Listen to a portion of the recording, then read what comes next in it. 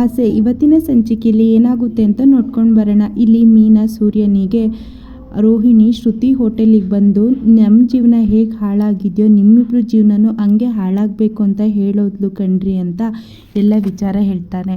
ಅಷ್ಟೊತ್ತಿಗೆ ಸೂರ್ಯ ಇದ್ದನು, ಅಯ್ಯೋ ನೀನು ಅದ್ರ ಬಗ್ಗೆ ಎಲ್ಲ ಯೋಚನೆ ಮಾಡಬೇಡ, ಆ ಥರ ಏನೂ ಆಗಲ್ಲ ಅಂತ ಸೂರ್ಯ ಮೀನನಿಗೆ ಎಲ್ಲ ಹೇಳಿಬಿಡ್ತಾನೆ.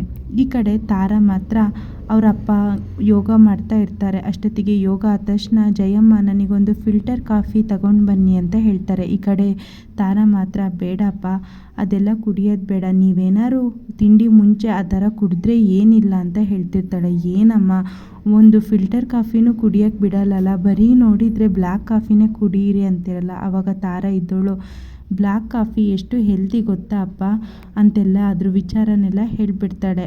ಆಗ ಇಲ್ಲ ಕಣಮ್ಮ, ನಾನಿವತ್ತು ಏನೇ ಆಗಲಿ ಫಿಲ್ಟರ್ ಕಾಫಿನೇ ಕುಡಿತೀನಿ, ನಿನಗಂತೂ ಬೆಣ್ಣೆ ತುಪ್ಪ ಗಟ್ಟಿ ಹಾಲು ಎಲ್ಲ ಕುಡಿಸಿದ್ದೀನಿ, ಆದರೆ ನನಗೆ ಈಗ ನೀನು ಈ ಥರ ಕುಡಿಸ್ತಿದ್ದೀಯಲ್ಲ ಅಂತ ಹೇಳಿದಾಗ, ನೋಡಿ ಅಪ್ಪ ಹೆಲ್ತು ತುಂಬ ಮುಖ್ಯ, ನನಗೆ ಆಸ್ತಿ ಅಂತಸ್ತು ಎಲ್ಲ ಇರ್ಬೋದು, ಅದು ನನಗೆ ಮುಖ್ಯ ಅಲ್ಲ, ಆದರೆ ನಿಮ್ಮದು ಆರೋಗ್ಯ ನನಗೆ ತುಂಬ ಮುಖ್ಯ ಅಂತ ತಾರಾ ಹೇಳ್ತಾಳೆ. ಆವಾಗ ತಾರನ ತಂದೆ ಇದ್ದವರು ಹೇಳ್ತಾರೆ, ನೋಡಮ್ಮ ಎಷ್ಟೋ ಜನಕ್ಕೆ ಆಸ್ತಿನೇ ಇರಲ್ಲ, ಆವಾಗ ಮಕ್ಕಳು ಎಷ್ಟೋ ಅಪ್ಪ ಅಮ್ಮನ್ನ ಬೈತಾರೆ ಗೊತ್ತಾ, ಆದರೆ ನಿನಗೆಲ್ಲ ರೀತಿಯ ಆಸ್ತಿ ಅಂತಸ್ತುಂಟು, ಹಾಗಾಗಿ ನೀನು ಸುಮ್ಮನೆ ಆಗಿದೆಯಾ, ನಿನಗೆ ಹೊರ ಪ್ರಪಂಚ ಇನ್ನೂ ಗೊತ್ತಿಲ್ಲ ಅಂತ ತಾರಂಗೆ ಅವ್ರು ಸಾಕಪ್ಪ ಹೇಳ್ತಿರುವಾಗ, ನೋಡಿ ಅಪ್ಪ ನನಗೆ ನೀವೇ ನನ್ನ ಪ್ರಪಂಚ, ನನಗೆ ಹೊರಗಿನ ಪ್ರಪಂಚ ಏನೂ ಬೇಡ, ಸರಿ ತಿಂಡಿ ಆದಮೇಲೆ ಮಾತ್ರ ಒಂದು 2 ml ಅಷ್ಟು ಫಿಲ್ಟರ್ ಕಾಫಿ ಅಷ್ಟೇ ಅಂತ ಹೇಳಿ, ಸರಿ ನಾನು ದೇವರಿಗೆ ಪೂಜೆ ಮಾಡಿ ಬರ್ತೀನಿ ಅಂತ ಹೇಳ್ತಾರೆ. ಜಯಮ್ಮ ಬಂದು, ಈಗಿನ ಕಾಲದಲ್ಲಿ ಎಷ್ಟೋ ಮಕ್ಕಳು ದೇವ್ರ ಮುಂದೆ ಕೂರೋದೇ ಇಲ್ಲ, ಪೂಜೆ ಅಂತೂ ಮಾಡೋದೇ ಇಲ್ಲ, ಅಂಥದ್ರಲ್ಲಿ ಇವಳು ದಿನಾಲೂ ದೇವ್ರ ಹತ್ರ ಬೇಡ್ಕೊಳ್ತಾಳಲ್ಲ, ಈಗಿನ ಹೆಣ್ಮಕ್ಳು ಇರ್ತಾರ ಅಂತ ಆಶ್ಚರ್ಯ ಆಗುತ್ತೆ ಅಂತ ಜಯಮ್ಮ ಹೇಳ್ತಾರೆ.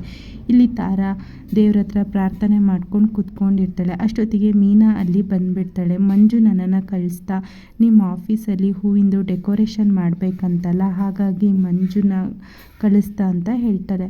ಹೌದಾ, ನಾನೇ ಹೇಳಿದಮ್ಮ, ನಮ್ಮ ಆಫೀಸಲ್ಲಿ ಸತ್ಯನಾರಾಯಣ ಪೂಜೆ ಉಂಟು, ಅದು ಎಲ್ಲಿ ಪೂಜೆ ನಡೆಯುತ್ತೆ ಅದೆಲ್ಲ ನೋಡಿ ನೀನು ಹೂವಿನ ಡೆಕೋರೇಷನ್ ಮಾಡಬೇಕು ಅಂತ ಮೀನನಿಗೆ ತಾರನ್ ಸಾಕಪ್ಪ ಹೇಳ್ತಾ ಇರ್ತಾರೆ. ಸರಿ ಇಲ್ಲೇ ಬಾಸ್ ಇದ್ದಾರೆ ಅವ್ರನ್ನೇ ಕೇಳು ಅಂತ ತಾರಾ ಅಂತ ಕರೀತಾರೆ. ಅಷ್ಟೊತ್ತಿಗೆ ಮೀನಂಗೆ ಸೂರ್ಯನ ತಂಗಿನೇ ನೆನಪಾಗಿ ಆಶ್ಚರ್ಯ ಆಗಿಬಿಡುತ್ತೆ. ಆದರೆ ಜಯಮ್ಮ ಹೇಳ್ತಾರೆ, ತಾರನ ಬಗ್ಗೆ ಗೊತ್ತಲ್ಲ, ಅವಳೇನಾದ್ರು ಪೂಜೆ ಮಾಡೋಕೆ ಕೂತ್ಬಿಟ್ರೆ ಅಂತೂ ಆ ದೇವರೇ ನೀನು ಹೋಗಮ್ಮ ಅಂತ ಕಳಿಸ್ಬೇಕು, ಅಷ್ಟೋ ತನಕ ಅವಳು ಹೋಗಲ್ಲ, ಆ ಥರ ಪೂಜೆ ಮಾಡ್ತಿರ್ತಾಳೆ ಅಂದಾಗ, ಸರಿ ಸರ್ ನಾನು ಹೋಗಿ ಆಫೀಸ್ ಹತ್ರನೇ ಎಲ್ಲ ನೋಡ್ತೀನಿ, ಎಲ್ಲಿ ಡೆಕೋರೇಷನ್ ಮಾಡೋದು ಅಂತ ಕೇಳ್ಕೊಳ್ತೀನಿ ಅಂತ ಈ ಕಡೆ ಮೀನಾ ಹೋಗೋತ್ತಿಗೂ ತಾರಾ ಬರ್ತಾಳೆ. ಏನಪ್ಪ ಏನೋ ಮಂಜು ಅಂತ ಹೇಳ್ತಿದ್ರಲ್ಲ ಅಂದಾಗ, ಮಂಜು ಅಕ್ಕ ಬಂದಿದ್ರು ಕಣಮ್ಮ, ಆಫೀಸಲ್ಲಿ ಪೂಜೆ ಉಂಟಲ್ಲ ಅದಕ್ಕೆ ಅವರು ಹೂ ಡೆಕೋರೇಷನ್ ಮಾಡ್ತಾರಂತೆ, ಹಾಗಾಗಿ ಅವ್ನು ಹೇಳ್ದ, ಅದಕ್ಕೆ ಅವ್ರು ಬಂದಿದ್ದರು, ಆದರೆ ನೀನು ಪೂಜೆ ಮಾಡ್ತಿದ್ದೆಲ್ಲ ಟೈಮ್ ಆಗುತ್ತೆ ಅಂತ ಅವ್ರು ಹೋದರು ಅಂದಾಗ, ಸರಿಯಪ್ಪ ನನಗಂತೂ ತುಂಬ ಹಶು ಆಗ್ತಿದೆ, ನಾವು ತಿಂಡಿ ತಿನ್ನೋಣವಾ ಅಂತ ತಿಂಡಿ ತಿಂತಾ ಇರ್ತಾರೆ. ಅಷ್ಟೊತ್ತಿಗೆ ಅಲ್ಲಿ ತಿಂಡಿ ತಿನ್ನೋತ್ತಿಗೆ ವಿಶಾಲು ಬಂದುಬಿಡ್ತಾಳೆ. ವಿಶಾಲು ನೋಡಿದರೆ ಯಾರು ಅಂದರೆ ತಾರನ್ ಸಾಕಪ್ಪಂದು ಗಂಡ, ಅವರಿಬ್ಬರು ಗಂಡ ಹೆಂಡತಿ ಆಗಿರ್ತಾರೆ. ಅಷ್ಟೊತ್ತಿಗೆ ಡ್ರೈವರ್ ಬಂದು ವಿಶಾಲು ಅವರು ಬಂದರು ಅಂತ ಹೇಳಿದ ತಕ್ಷಣ ತಾರನ್ ಸಾಕಪ್ಪ ಇದ್ದವರು, ತಾರಾ ನಾನು ಹೇಳೋ ತನಕ ನೀನು ಬರಬಾರ್ದು, 5 ಮಿನಿಟ್ ನೀನು ರೂಮಲ್ಲೇ ಇರಬೇಕು ಅಂತ ಹೇಳ್ತಾರೆ. ಇಲ್ಲಪ್ಪ ನನಗೆ ತುಂಬ ಹಶು ಆಗ್ತುಂಟು, ನಾನು ತಿಂಡಿ ತಿಂದೇ ಹೋಗೋದು ಅಂದಾಗ, ಪ್ಲೀಸ್ ಕಣಮ್ಮ ನನ್ನ ಮಾತು ನೀನು ಕೇಳ್ತೀಯಲ್ಲ ಅಂತ ತಾರನ್ನ ರೂಮೊಳಗೆ ಇರಕ್ಕೆ ಹೇಳಿ ಸೀದಾ ಬರ್ತಾನೆ. ಅಷ್ಟೊತ್ತಿಗೆ ವಿಶಾಲು ಬಂದವಳು ಜಯಮ್ಮನ ಕೇಳ್ತಾರೆ, ಎಲ್ಲಿ ಯಜಮಾನ್ರು ಅಂದಾಗ, ಅಷ್ಟೊತ್ತಿಗೆ ಅವ್ನು ಬರ್ತಾನೆ. ಏನೋ ನಿನಗೆ ಪ್ರಾಬ್ಲಮ್ ಆಗ್ತಿದೆ ಅಂತಲ್ಲ, ಅದನ್ನು ಸಾಲ್ವ್ ಮಾಡೋಣ ಅಂತ ಬಂದೆ ಅಂತ ಈ ಕಡೆ ವಿಶಾಲು ಹೇಳಿದಾಗ, ಆ ಥರ ಏನಿಲ್ಲ, ನಾನು ರೌಡಿಗಳು ಹೆಲ್ಪ್ ಎಲ್ಲ ತಗೊಳ್ಳಲ್ಲ, ನನ್ನ ಪ್ರಾಬ್ಲಮ್ನ ನಾನೇ ಸಾಲ್ವ್ ಮಾಡ್ಕೊಳ್ತೀನಿ ಅಂತ ಹೇಳ್ತಾರೆ. ನೀನು ಮೊದಲಿಂದನೂ ಹಾಗೆ ಮಾಡಿದಲ್ಲ ಬಿಡು ಅಂತ, ಸರಿ ಹಾಗಾದರೆ ಏನೇ ನಿನಗೆ ಕಷ್ಟ ಇದ್ರೂ ಒಂದು ಮಾತು ನನಗೆ ಫೋನ್ ಮಾಡು, ನಾನು ಬಂದು ನಿಂಗೆ ಹೆಲ್ಪ್ ಮಾಡ್ತೀನಿ ಅಂತ ವಿಶಾಲು ಹೇಳ್ತಾಳೆ. ನನಗೇನು ಅದರ ಅವಶ್ಯಕತೆ ಇಲ್ಲ ಅಂತ ಹೇಳೋಷ್ಟೊತ್ತಿಗೆ, ಸರಿ ನೀನು ಸಾಕು ಮಗಳು ಎಲ್ಲಿದ್ದಾಳೆ ಅಂದಾಗ, ಅವಳು ನಿನಗೆ ಯಾಕೆ, ಅವಳನ್ನ ಕರ್ಕೊಂಬಂದಿದ್ದಕ್ಕೆ ತಾನೇ ನೀನು ನನ್ನನ್ನು ಬಿಟ್ಟು ಹೋಗಿದ್ದು, ಅಂಥದ್ರಲ್ಲಿ ಅವಳು ಹೇಗಿದ್ದರೆ ನಿನಗೇನು ಅಂತ ಹೇಳಿ, ಸರಿ ಬಿಡು ಅದು ನನಗೆ ಯಾಕೆ ಅಂತ ಸೀದಾ ವಿಶಾಲು ಈ ಕಡೆ ಹೋಗಿಬಿಡ್ತಾಳೆ. ಅಷ್ಟೊತ್ತಿಗೆ ತಾರಾ ಬಂದು, ಯಾಕಪ್ಪ ನನ್ನನ್ನು ಬರಬೇಡ ಅಂತ ಹೇಳಿದ್ದು, ಏನಾಯಿತು, ಯಾರು ಬಂದು ಹೋಗಿದ್ರು ಅಂತ ಕೇಳ್ತಾಳೆ.